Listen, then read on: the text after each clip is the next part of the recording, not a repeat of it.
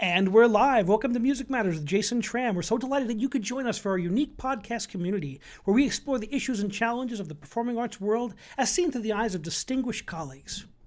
Please remember to subscribe to us on YouTube and smash that bell icon for the most up-to-date information on upcoming guests and topics. We love it when you like and share our videos. It helps our community grow. We recently hit over 1,300 subscribers, and we're so excited that we have new members of this community. And remember, you can join us in the chat function and ask questions of our guests, and it just makes the conversation more rich. So thank you so much for joining us. And we are delighted to welcome Miss Carleen Graham today as our guest. She is an opera industry professional with a very, very long and storied career, both in higher education, most recently as the director of the HGO, which is the Education and Community Outreach of the Houston Grand Opera. And she's also, a wonderful announcement has been that she will be the inaugural Associate Dean and Director of Vocal Arts at the prestigious Manhattan School of Music. Welcome, Carleen. Welcome. Hello. Thank you for having me. I'm so used to doing the webinar, so I'm used to saying welcome. But thank you. I'm delighted to be here. It's always fun being on the other side of the webinar circuit. It is. It is. So I haven't seen you in many years. I was a young undergraduate about 1,000 years ago at the SUNY Potsdam, the Crane School of Music, and you had a distinguished career up there as the very innovative opera director, and you ran that program. And congratulations on all you've done since. Thank you. Thank you. I have to say, though, that my time at Potsdam, I love catching up with the former students and seeing what they're doing. And so and just so excited that you've done so well, Jason. And it's always a pleasure to reconnect with former students. Well, it's always one foot in front of the other in the performing arts field. Sometimes it's performing, sometimes it's teaching. But I've loved this patchwork quilt and everyone I've worked with in the past. People like yourself inspired me to look at things I never looked at and to experience things in a way. And I appreciate that every moment, every production I was in that you directed was really a learning experience and something that meant so much. Oh, my pleasure. And likewise for me, too. Thank you. Why don't we go back in time and look at your career? Did you always know you wanted to be in the arts? And how did you begin this journey? Oh, my gosh. I was telling someone very recently that I only came to this realization maybe about 10 years ago. And I remember it just sort of hit me one day. When I was a little girl, I grew up in southeastern Ohio in a small town called Logan. I'm an only child. And we had, a lot of kids in the neighborhood. And, I was of the era where, your parents say, go out and play and don't come back until dinner, type of thing. And you just run from house to house in the neighborhood. And it was just, that's just the way it was. And we had a garage and a big box of play clothes that my grandmother would go to the Salvation Army or Goodwill and get these wonderful dresses and ball gowns and that were probably ripped to shreds, but we didn't care, and hats and gloves and purses and we were always dressing up and playing and the two things that we played growing up that I remember most that I loved was we were always putting on shows. But I didn't want to be in them. I wanted to tell everyone what to do. And I didn't know that was what a director did, but I was always telling, no, you have to walk here and you have to say this. And everyone else in the neighborhood wanted to be in the show. So it all worked out great. Were your parents musical? My mother was, she listened though to a lot of recordings of musicals and big bands and so I was always hearing these legitimate voices like Julie Andrews and oh my gosh, I'm just blanking on some of them, but the more classic singers that would sing with orchestras but still were sort of mainstream. And so I grew up with that always in my background, kind of in my ear, and not really, I guess I didn't really realize how much I paid attention to it until later on. But that certainly had a lot. It informed my taste, absolutely. So the director has always been there in the DNA. It's just some people are born doing it, and it's always been there beneath the surface. I'd love to hear that. Well, that, and then we would also, the second thing we would also play was school, and I was always the teacher. And so the two things that, I mean, and that was what kind of freaked me out when I kind of came to this realization is that, that's kind of what I've just done all my life, one or the other or both. So it's. Now, when did the opera part creep into join your life?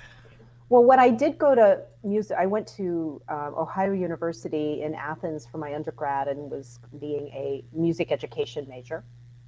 And in the fall semester of my sophomore year, or fall quarter, I think we were on quarters, they were doing La Boheme.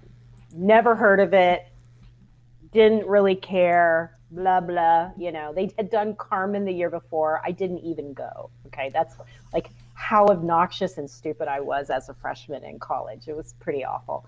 And I was assigned to be in the chorus. And first of all, I'd never been in a chorus that was that musically complex. So I don't even know. I just remember being utterly confused for a lot of that period. But I'll tell you, the thing that just still resonates with me, and it just, I can look at it and see it like it was yesterday. We were on the stage, like maybe for a first time. We were somewhere in a space where it was the first time we heard the principal artist. These were all graduate students, right? And the first solo, that little line that Schonar sings after he toots the horn in Act Two, like the most insignificant line in the entire opera. I think I heard that voice, and it was like physically maybe 10 feet away from him. I had never heard a voice like that live before in my life.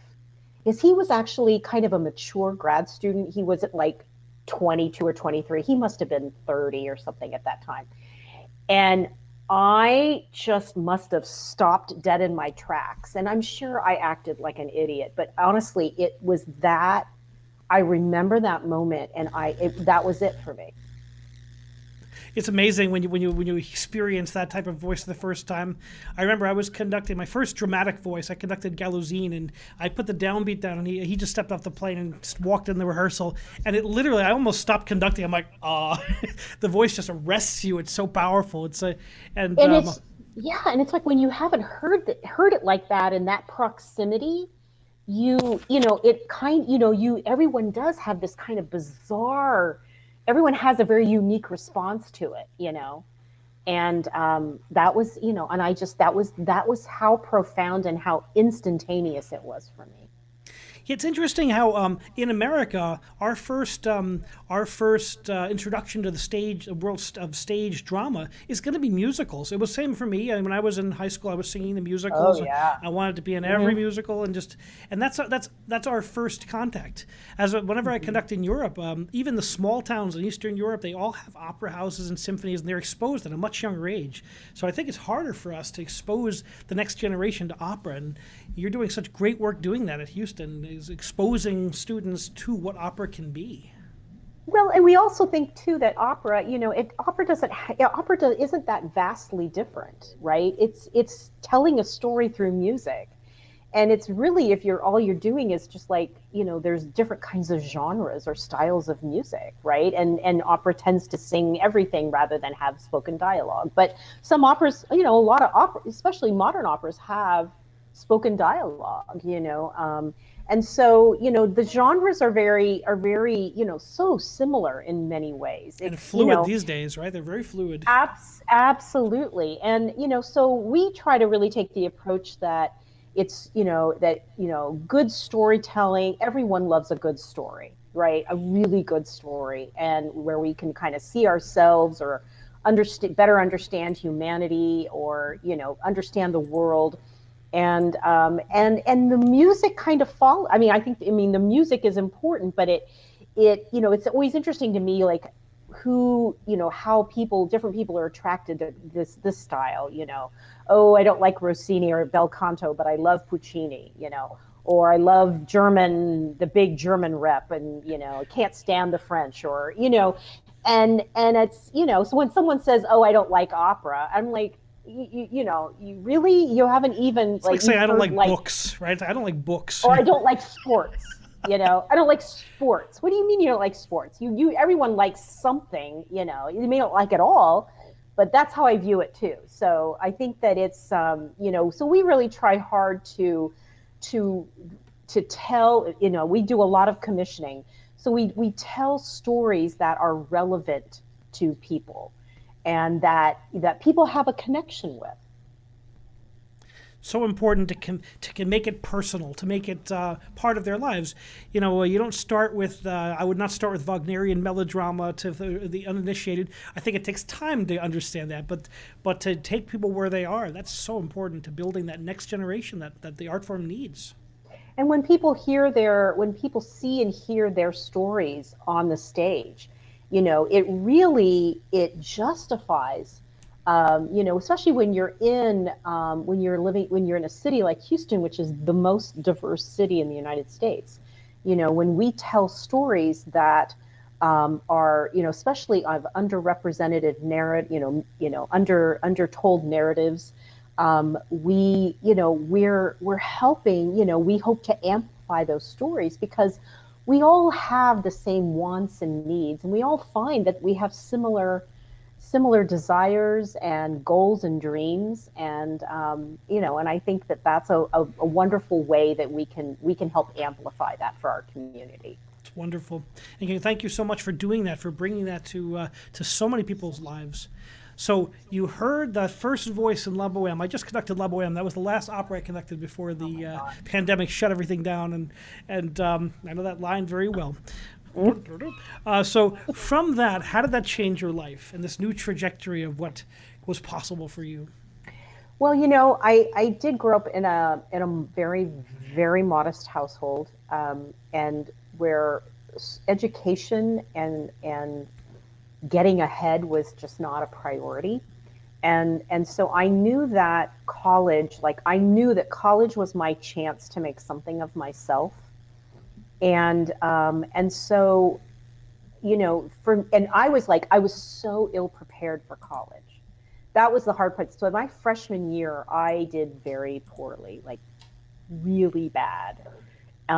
Probably today they would have just kicked me out. In fact, I wouldn't have gotten into school. Like, as ill prepared as I was, I wouldn't even gotten into college back then, probably.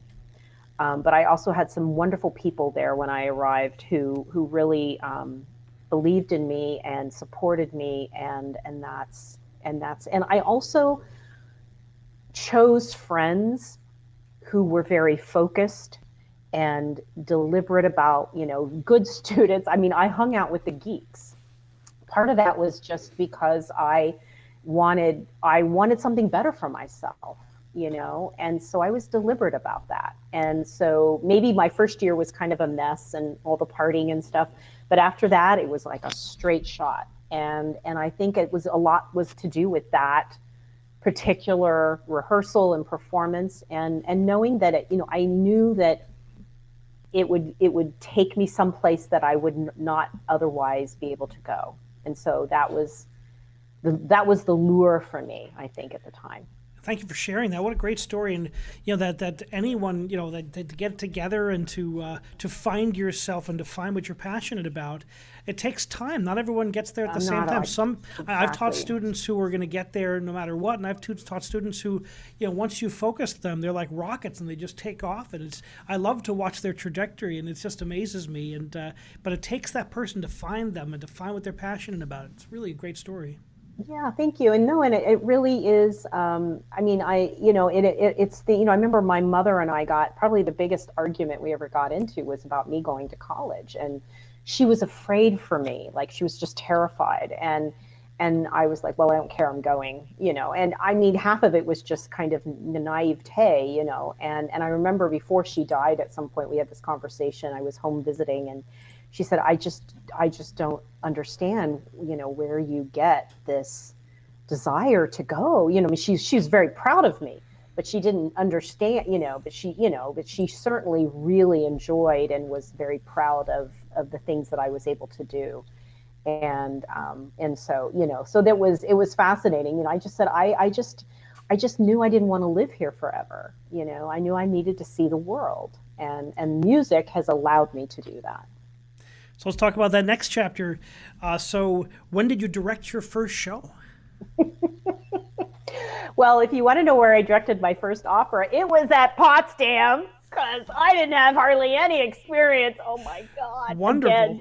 Again, I had directed the first show. Well, the first show, if we want to get super technical, the first show I ever directed was in the 3rd grade in Mrs. Reddick's class, and it was Johnny Appleseed, and I got to draw all of the scenery with colored chalk on the blackboard. That's like how long ago it was, okay?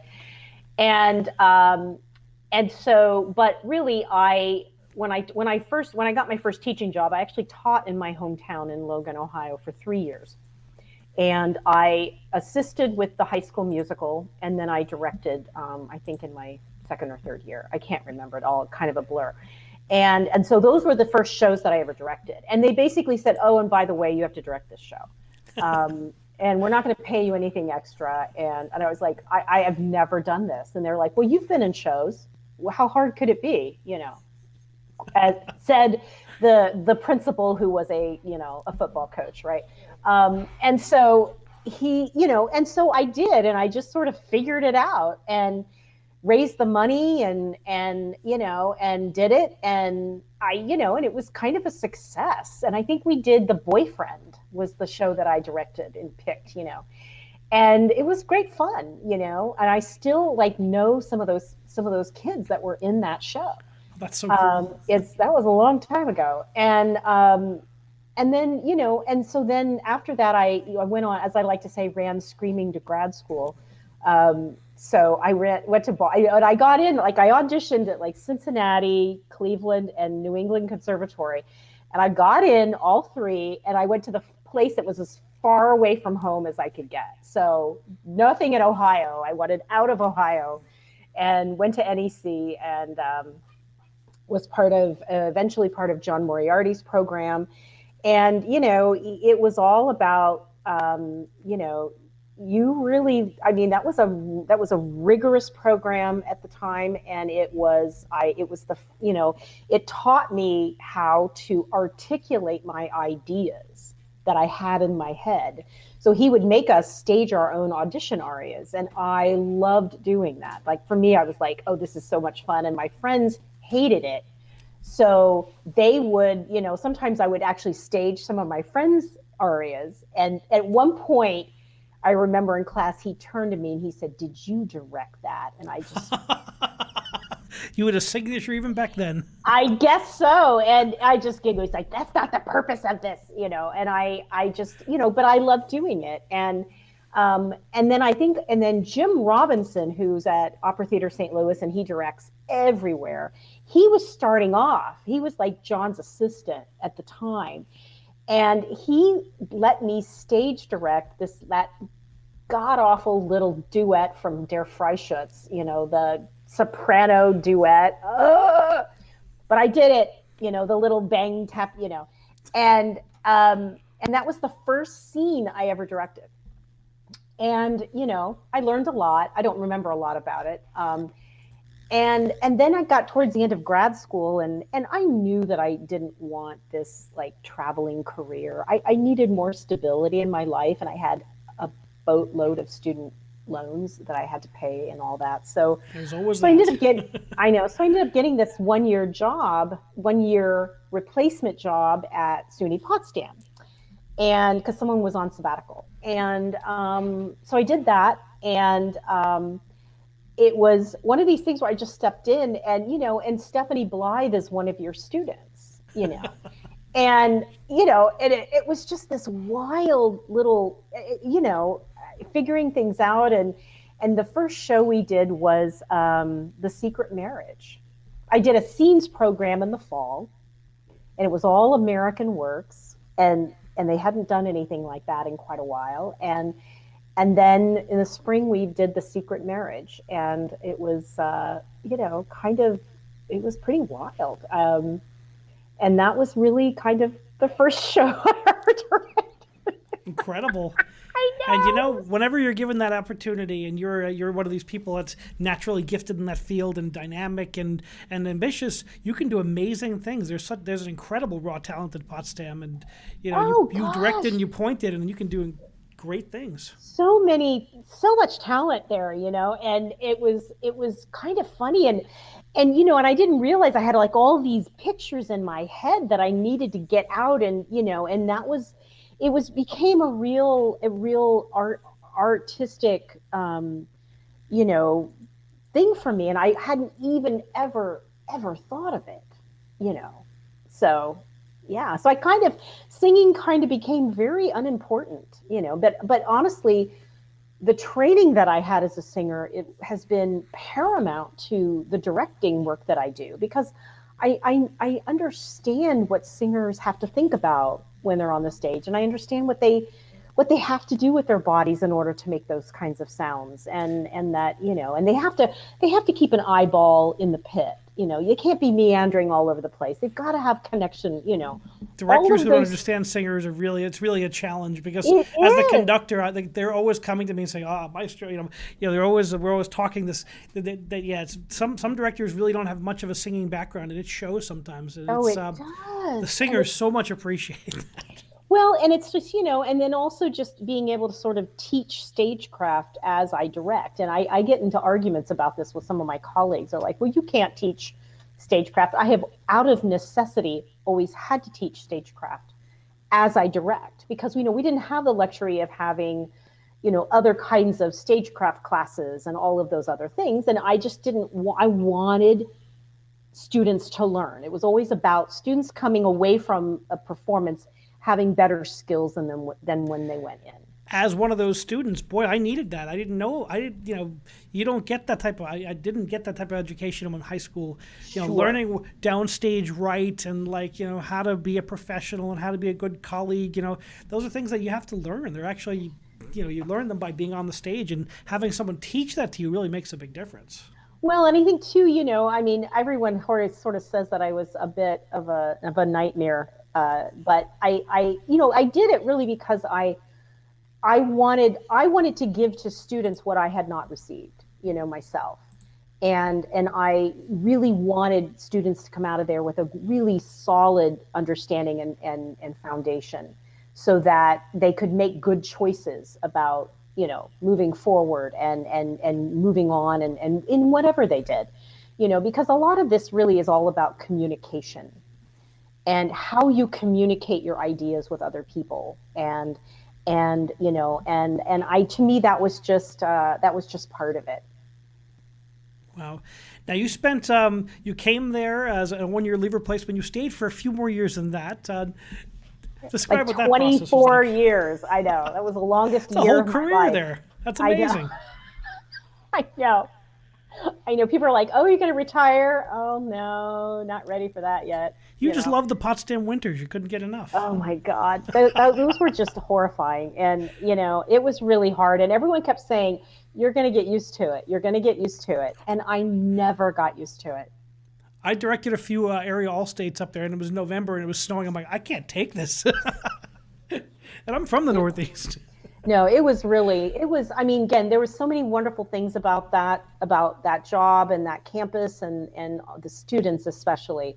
But oh my God, the climate was just horrifying. And, like, March was just the worst month of the year, because, there was still no end in sight, and it was horrifying. So it was rough. That was just really like the hardest thing for me about that. So I remember when I was an undergrad, I had a T-shirt that had the 4 seasons of Potsdam. It was snow, snow, snow, and mud. Mud, yeah. And the 4th of July. Sometimes we say winter and the 4th of July. It's just, yeah, the summers are quite beautiful, but they're short. And the fall, maybe a couple weeks of like real fall, with the changing of the leaves, and then spring. There's no spring. It is mud. Spring is mud. So yeah, it's a rough life, but a lot of people love it up there, especially if you ski and you're into winter, which a lot of people are, which is not me, but. That's Well, you okay. certainly, your next chapter of your book is certainly in a warmer climate and a very different climate. God, I can't escape the extreme weather though. It's like I go from one extreme to another. And so I was here. So I came down here. This job came open, and actually, a former student suggests that who's in the industry said, "Hey, do you know about this job?" I immediately thought of you, and I thought I hadn't even thought of it. And Wow. so I looked at it and I thought, wow, that whole job description looks kind of like what I do already. And so anyway, I lucked out. They took a chance on me, and so I came down and took over a program that had been, so HGO Co is Houston Grand Opera's community and learning initiative. And we do programming, everything from newly commissioned chamber works, operas, and other forms, and to your sort of traditional educational touring programs and whatnot. But we also do a lot of work in the community, and in places that you would not think would be normal for an opera company to be in. That's so exciting, and that's some of the most interesting places to me as an educator, because that's the largest growth potential for the art form too. Oh yeah, absolutely. I mean, we did a fair amount of education outreach at Potsdam, even tied with the shows that we did, especially in the fall. We would bring schools in, and we would do these wonderful interactive post-interactive classes with them, and all of this stuff, and it was really great. Very complex and exhausting, but if I think for an undergraduate school, it was pretty progressive. And I get here, and just the sheer amount of work and the volume of programming just out of this department is pretty amazing. And it does not happen with one person. It happens with you must have a really committed team, and I have to say the HGO Co team is awesome, and it would not happen without them. So I really take no credit. It's I feel like I'm just lucky to be here for the ride. But it is it's a breadth of programming that that I think is, again, we have the luxury, we're at a larger organization. But it's never dull. It's so wonderful to hear that one of the nation's elite opera companies has such a value placed on its education outreach and community outreach. It's wonderful. Let's go 30,000 feet up and look down. And what does a season look like for HGO Co? Okay. Well, and again, we say, there's pre-COVID and COVID, right? And let's go pre-COVID first. So we'll do pre-COVID. And pre-COVID, we're actively engaging with probably over 80,000 people in a single season. And, that's even more than the main stage, right? Sure. You think of put all the program, all the performances together and the seating capacity and all of that, we're really we're the widest reach for the company. And so I sort of think of HGO Co again as two kind of big umbrellas, community and learning, although they do overlap a lot. But in the community portion is is our Song of Houston project initiative, and this is our commissioning initiative, and where we commission new works based on most of the time stories that we gather and we are able to get from Houstonians. We tell stories that are relevant to our community. And so they began this initiative in 2008. This was prior to my arrival with Sandy Bernhardt, and at the time it was really a kind of a revolutionary way to produce new work. Houston Grand Opera has always been at the forefront in American opera companies of producing new work, right? So you can go all the way back, and we've commissioned quite a lot of new work. So HGO Co's Song of Houston initiative, basically what they did for this first piece was it's called The Refuge. And they went out and they worked in communities that were recognized as like the 7 most significant refugee communities in Houston. And they connected, the composer and librettist team connected with community partners, and who they got to hear stories. And so they created these like a 7 movement work for, it's like an oratorio. Wow. And it was performed at the Wortham Theater, and Patrick Summers conducted the orchestra and chorus and studio artists and members of the community. And it was just this revolutionary way of looking at how performing arts companies engage with community.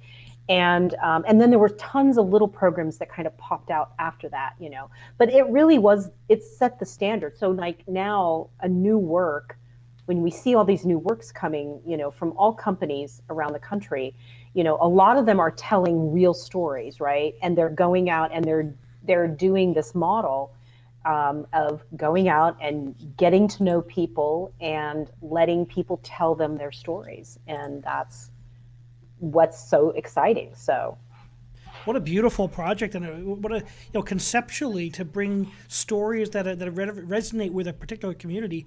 I mean, what makes opera such a dynamic genre for me is the universal human themes that these stories convey. Absolutely. And what better way to introduce people through stories that they'll relate to immediately? Absolutely. And so, you know, there have been tons of initiatives, tons of projects. I mean, I think since 2008, which was the Refuge opening, I think, I don't have the exact number, but I think maybe 24 projects since then. And we still have, there'll be 2 more that are generated after I leave, that are in development. And so we've always got something in, you know, in the queue and in various parts of development. So, but you know, this initiative also produced the Cruzar la Cara de la Luna series, which is about migrant workers from Mexico. And it went on, and there's actually a trio of operas now centered around those characters. And you know, they've also gone on even before I arrived. There have been, you know, after a piece called After the Storm, which was about the great hurricane in Galveston in 1900, and O Columbia, which was a collaboration with NASA, and just, you know, and a really gigantic East plus West series, where there were 9 different small operas created, each one of a different Asian or AAPI community in Houston. And so, you know, just this depth and breadth of new works, you know. And so right now we will be streaming. Actually, we just finished filming it, but right before the pandemic shut everything down, we premiered a new work, and it is a really beautiful piece called Marion's Song. And it was actually, it's about the singer Marian Anderson. And it tells her story through the eyes of this young Black spoken word artist who, you know, who's an activist and becomes enamored with Marion's story and wants to preserve it. And so she tries to get to Philadelphia to stop the tearing down of the church that Marion grew up in. And so the story parallels this young activist's journey to Philadelphia, and paralleling it is Marion's journey via train. And it's just beautiful. And it has... What an innovator Marian Anderson was. Can you imagine having a career like she did at the top opera houses, and, you know, having to be one of the first to take the stage that way? And, you know, and she really had to go to Europe before they would really accept her in the United States. And of course, her really important recital at the Lincoln Memorial, that Eleanor Roosevelt helped to make happen after the Daughters of the American Revolution denied her the ability to sing a recital in their hall. So it's, you know, it's a moving story. And I just said, we were able to film that. So we came back and able to film that. And actually, it'll be released on Marquee TV for free, starting on April 30th. and it'll run for 1 month, and so people can watch it. Just download the app and watch What's it. the how do people access that? Marquee TV, so MARQUEE TV, and it's just an app you can download, and there are it's a kind of a European-based classical music and fine arts, you know, platform, and so there are sometimes you can get a subscription, but all of our offerings this year are for free. So, and we usually have them up for a month. So I encourage everyone to invite everyone to put that on their calendars, and we'll be doing some pre-show activities before it on April 30th.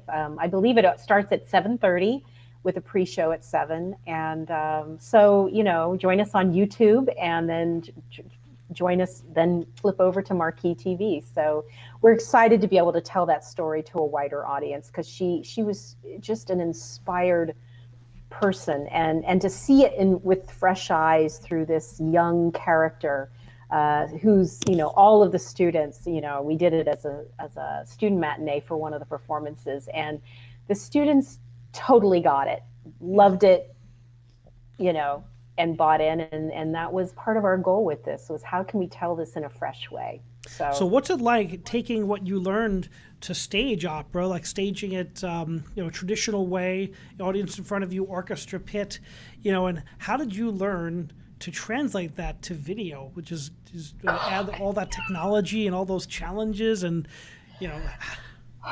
it's, well, the interesting thing is that actually before Marion's song, and we do have a clip, we actually embarked on this was in 2018, I think we started it. So we did 3 episodes of a webinar, like a virtual series, and this is before COVID. So we didn't even know COVID was the thing. BC. I know, BC. And we came up with these 3 episodes, and we commissioned, they're short operas. They were, I think the longest one was the first one, which was 20 minutes. But the other 2, we even kept getting shorter and shorter. So they end up being an average of about 13-minute episodes. And they're like a full opera in 13 minutes. And that's how they're commissioned and how they're conceived. And we filmed them around Houston. We filmed them on location around Houston. And it was very funny, because at first, people were like, well, is it a film or an opera? And I would go, yes. And you get to work with this whole other, gosh, making a film is nothing like doing live. It's a different art form, and it's a different way of telling a story. It's you can manipulate things in ways that you can't do, obviously, in live theater. So it was, I think, a really interesting pilot program. And we actually found, we actually did a retrospect of it in February, because we're like, hey, we already did this. And we brought all the creative teams back. And really, it was a lot of fun to watch them, because, again, we were telling stories that we found in Houston, and sharing those stories in I think, a new and exciting way. Yeah, so you were way ahead of the curve. So COVID hits, and now this is the only way to present operas safely. And so I'm sure that that the company is glad they invested in all this technology. Well, yeah, it was not new, and and again, if there's but then you're adding on top of that, you have to add very strict protocols. We've worked with Methodist Hospital all year on really strict protocols that we are continuing to maintain despite the loosey-goosiness of our state. It's probably very different. Oh God! And I still wear my mask everywhere, and I'm fully vaccinated, and it's pretty wild. And most of the people I see outside aren't wearing masks. So. But it's, we were able to create through, there a lot of people are working a lot of hours this year to create that kind of, safe environment where singers feel safe, because, we all know singers are super spreaders. And that was devastating to this business in the beginning of the pandemic, because we were, singers were not allowed to do what they do. and for fear of death. And No, that was, it's pretty. I have stories of some of my dear colleagues who, when they're leads at the Met, they're these people who have these players in the orchestra. I mean, who have taken jobs. A couple of them are landscaping, a couple of them are selling real estate. I mean, it just breaks my heart to see. But we're all ready for that. But we have to be safe, and no job is worth losing your life over, your health. it's not. And you have to kind of look at yourself. I mean, I think you have to kind of really realistically look at, if there were other priorities at the beginning of the pandemic, health and safety, and food security, and just light, basic necessities. Toilet paper. Toilet I mean, the craziest. paper. Who would have Oh thought that my any of these God. things? I know, just crazy, weird things. And so I think that, it's humbling to learn that maybe the thing that you're most passionate about isn't the top priority in the entire world. I think it gives you a lot of perspective, but I also think it gives you then a lot to having these types of experiences, as hard and really toiling and often devastating for people. It feeds the artistic soul, and we will have much to say about it for many years, I think, artistically. I think everyone will come back in such a different way. I mean, I'm starting to get hired again. I'm starting to get people asking me for quotes from, or I love orchestra contracting, that type of thing. And people are starting to ask for quotes again, which is the first step. That means people are planning, which means people are, it may not happen right away. And I've got contracts for the summer, but fingers crossed. But we'll see. Everything's got to be done safely. It's based on. I'm half vaccinated, so I'm getting there. But Good. Excellent. I'm on the waiting list for the next one, but Good. 2 weeks. But it'll remind us that why we do what we do, because the second we get back in there, every rehearsal will be important. Every single time we get to work with artists is going to be treasured. Students. I think so, and as they should be. These are not. It's a privilege to work and earn a living in this field. It is a privilege, and that not a lot of people, get or understand. I mean, my family was kind of, what are you doing? And, I remember when I got tenure at SUNY Potsdam, and I called my parents, and my dad said, well, that's nice. When are you going to get a real job? I asked myself, I'm like, wow. I know. But we used to always giggle about that because, I mean, in his mind, a real job was moving home and working someplace like a school teaching job, like I had and left. And, all of those things that parents like to do to children, their children, to make them feel guilty.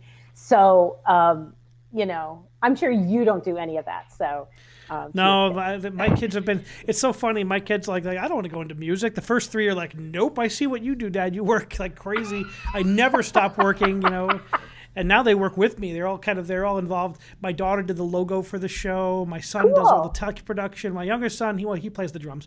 But we're all involved in some way. But, I push them. Maestro Filipini gave me a great pointer. He's like, musicians generally don't push their kids into music. If they do it, it's because they really love it. Because we know it's a hard job. We know there are ways you can make more money if that's what you want to do. Oh, I know. We do it because we love it.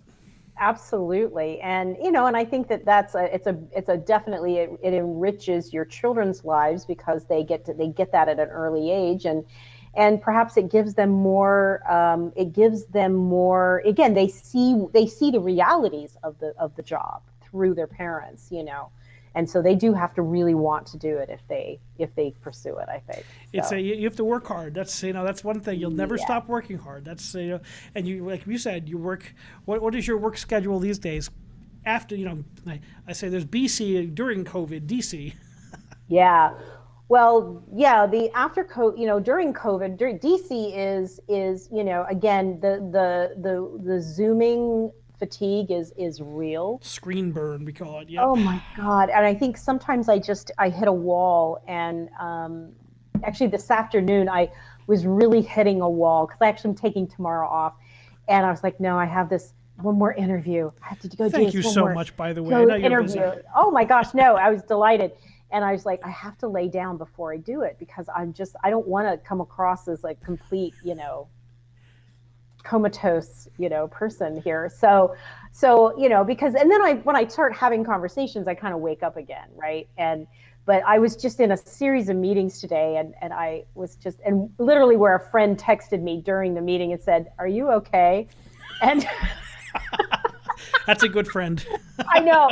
And I was like, no, I'm so tired and I Wiped. can't do this. So I think it's been that, if that it's real. The fatigue is real, and it has taught me how the importance of self-care, and how to better prioritize it, because I have to admit, I was not good at it for many, many years. And I think that, there's things that I've learned, and I went to my 120th Pilates class last night. Ooh. I started in October, and I thought, I'm going to do this. And it has, that was like the big thing, So I've done things throughout this year, that have kind of allowed me to stay focused, which have then allowed me to do my job better, because it is all through, like, we're looking at people, everyone's head is like this big, and it is real. The fatigue is real. And I think, it's, you don't get to have the casual conversations that you normally would have in a work day, where, you run down the hall for something and, oh, blah, blah, blah, and you have this little casual conversation and you make these connections. And that's been really hard. We all miss that very much, that kind of Oh, human to absolutely. human. I mean, the telecommunications is great, and there's a lot of things that it enables to things we could never do before. But boy, nothing is like having a conversation and just listening to someone, looking in their eyes, and just absorbing. Well, because we miss a lot of cues otherwise, right? There's, we do a lot of empathy training, believe it or not. We do a lot of social emotional learning and empathy training through music and storytelling. And, and actually we've done really well virtually in this realm. We've done very well. We've had to pivot, but there's just a big difference going, but while, working with a group of adults this way through virtually, rather than going into a juvenile detention facility where kids are, literally like are there, and they don't know where they're going to be sleeping the next night. And, and you feel anxiety. You can literally feel the anxiety in the air, and trying to do activities that decompress that and calm them down, and give them maybe a couple of little tools that they might use to help them better manage their emotions. Identify. We're not therapists. We're not counselors. We know our place, but we work with those people to help these participants. So when you can't have that physical, when you're not physically in the same room, there's just only so many things you're going to pick up about Well, what it's a so person's important done. what you're talking about, because everyone, I mean, I have young people in my life. I teach young people, and I often do lectures for high schools, and I usually would go in and work with them as a choir director, as an orchestra director, but it's been via Zoom these days, doing a lot of lectures and teaching and podcasting, that type of thing. And boy, they really need music more than ever, because we Oh know, yeah. you and I know, that music has a healing property. That's the nature of what it is. And to share that with people, we all know that Netflix and the streaming services have gotten people through this, basically. Oh yeah. But that live music and art music particularly has a special power to do that. Well, and especially when you can bring it to, I mean, again, we're never ones that go out and say, oh, look what we can do. We don't approach it like that. We like to listen. We like to know what people are interested in. You have to meet people where they are in order to gently bring them along with you, right? And so we go in, and when we go into, like, say, the juvenile detention facility, we're listening to a variety of music, because, a lot of those kids are listening to hip hop and rap and whatnot. Sure. And we have to respect that. And, I've learned a lot about hip hop and rap and spoken word. And there's great beauty in it, and great relevance to the people who perform that. And so, can you find things that align? I mean, so we start off in that realm, and we gently bring them, to to introduce them. So if we are validating their, music that's important to them, they're more likely to take a chance. And a great example of that is, we also have student, we also have the participants, put a little, like they'll tell us, like, we ask them, like, so what how does that music make you feel, and they can go to a chart and they can circle, a different kind of quality or a mood, right?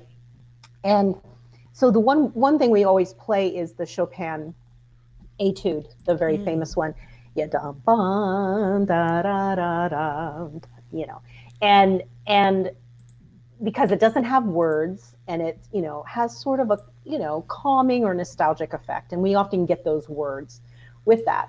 We had one kid one time say he was angry, like that piece made him angry, and we're like, oh, would you mind sharing why that makes you angry? He said, because I don't know how old he was, 15 or 16, because I'm 15 years old, and this is the first time I've ever heard something that beautiful. Wow. Why am I only hearing that now? Why, and I mean, honestly, because they tell you what they're, kids tell you what they're thinking. And boy, Oh, do I they? tell you, and, just how profound that was, and how, grateful we were that he was willing to be that honest with us, and he wanted to know more about it. And, and so we wrote it down so he would have it and he could look it up when he was able to do so. And, and then you don't get to see them again. So you have no idea, if that makes any impact, but at least he knew that they would start to recognize, oh, I can use music to calm me down. Like that spark, you never know what the fire is going to be afterwards. You may have just ignited something that's going to, really help somebody. That's really beautiful. And so, you just cling. So those are the victories, right? You go for those victories. They don't always happen, right? They do not always happen, but when they do, they're quite beautiful and inspiring. You mentioned Pilates. I just have to tell my Pilates story. I was having a quote unquote diva lunch. My friend, my friend Luna is 93 years old. She's a Holocaust survivor and an author and a dear friend, and she's friends with all of the old guard opera singers. And I got to hang out with them through Luna. So we go to get together in New York, and we get her place. And I had Eleanor Ross, Netta Cassay, and Roberta Peters hanging out that day. And we were having a conversation about, they all had the same voice teacher, so they were all hanging out. And they're like, and I think it was Netta Cassay is like, oh, do you remember Joseph Pilates? I didn't realize Pilates was a person that they studied with. I thought it was like a discipline, like, Tai Chi or something. Oh, he was a real dude, man. Apparently, this teacher made all of his singers study Pilates with him. I'm telling you, it has changed my life. Honestly, it has changed my life. And I mean, I'll be 60 years old this year later. And I just started it, in October. And I cannot tell you how much it has strengthened and strengthened my core, given me flexibility and stamina. And it's not that hard. That's the thing, it's not that hard. That's the beauty of Pilates. Wonderful. It's so beautiful. When you do something like what you do and what I do, you're always learning. You never. It's like the more I learn, the more I realize I don't know anything. Like I always want to learn something else. Well, they say, after you graduate from high school, you think you know everything, and then you go and you get a bachelor degree, and you realize, okay, you still think you're pretty hot, and then you get a master's, and you're like, oh man, there's, and then you get a doctorate, and you realize you know nothing. And that never ends. You keep on digging into the repertoire, studying different things. And so speaking of that, your next chapter, congratulations on your very recent appointment. I got a press release that said just named as the new the inaugural Associate Dean and Director of the Vocal Program at Manhattan School of Music. Congratulations. What are your hopes for that position? Well, I think they say if the longer the title, the less important the position is. I don't think that's true. I'm just gonna put that out there. My first love is teaching, and I am grateful for the job I have, and it has opened my eyes to things that I would have never considered. And so I'm certainly grateful for that. But I think my heart has always been in, in and around a learning environment. That's what really, gets me going and fires me up. And I miss that. I miss that, And so, it was one of these things where you see it and you look at it and you're like, oh, they won't hire me. And so, but anyway, I thought, I asked a few close friends, and they're saying, you really should, just for fun, put your name in, just see what happens. And so I did, and they're taking a chance on me, um, and I do think it's because of, not only because of I was in academia for a long time, but also because of this job, because they, I think, are excited about, and I'm excited to have an opportunity to reimagine in some way, shape, or form how we are training this, a new generation of, performing artists and singers. And I just feel like, we don't know what kind of world they're going to be required to perform in, because especially when we've seen things change so fast in a year. Things are not going to, I don't think things will go entirely back to the way they were. I think some people hope that, but I think we will find our way, right, as we go forward. And to me, that is just really compelling to really examine and really question, to be honest, Jason. I think as much as I love traditional repertoire, I mean, I love, French art song and French music is I love it. I mean, that's what I listen to when I, am walking, and, I quartets and chamber music and art song and all of that. I love that. But I think we have to examine and really really examine what, how, this idea of, this very white European centric model that classical music has kind of clung to. And I think we have to re-examine that and look at how we can be more inclusive, both in, not only in styles of performing, but also, how we bring someone through a curriculum. I mean, I would hate to have someone not have, an in-depth experience with both Schubert and Schumann and Brahms and Wolf art songs and all of those wonderful things, but at the expense of not even being aware of some very, I think, other traditions and practices. I think we have to re-examine that, And this and year has that's certainly all. taught us so much as educators and as artists that there are a lot of other voices out there. There's a lot of really great voices. I mean, I've been Great researching voices. Florence Price and some Oh of my these wonderful God. artists, and I think that at least that's a positive that we get to explore new. I mean, the way I see it is every voice we add to this Western art canon, it broadens and it deepens the experience. Oh yeah, and it can be something different for everyone. And I think that, schools in particular need to look at this idea of, how are, because, we all do, right? We mostly do what we're taught to do, right?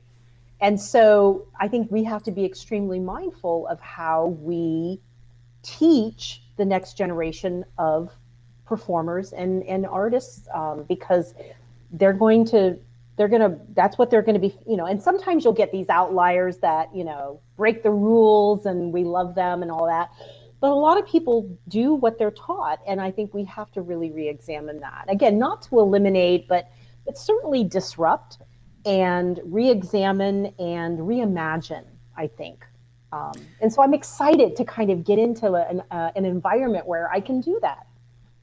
And we're certainly seeing a lot of great artists being included and a lot of great voices all across the country. The major companies are announcing, these wonderful additions to their and the changes they're making. I think it's very positive steps.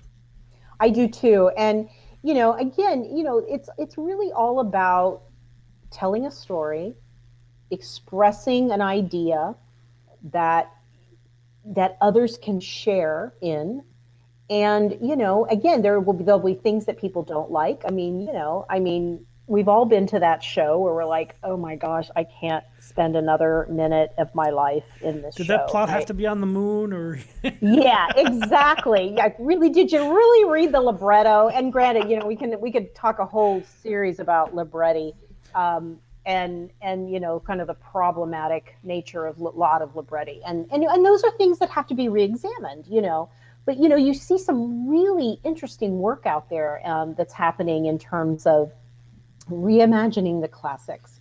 And that may be like, maybe some pieces do need to take a little breather. It might not hurt if, a couple pieces just go to bed for a while, and then maybe we'll have enough perspective to really embrace them and reimagine them, in ways that we never thought of before.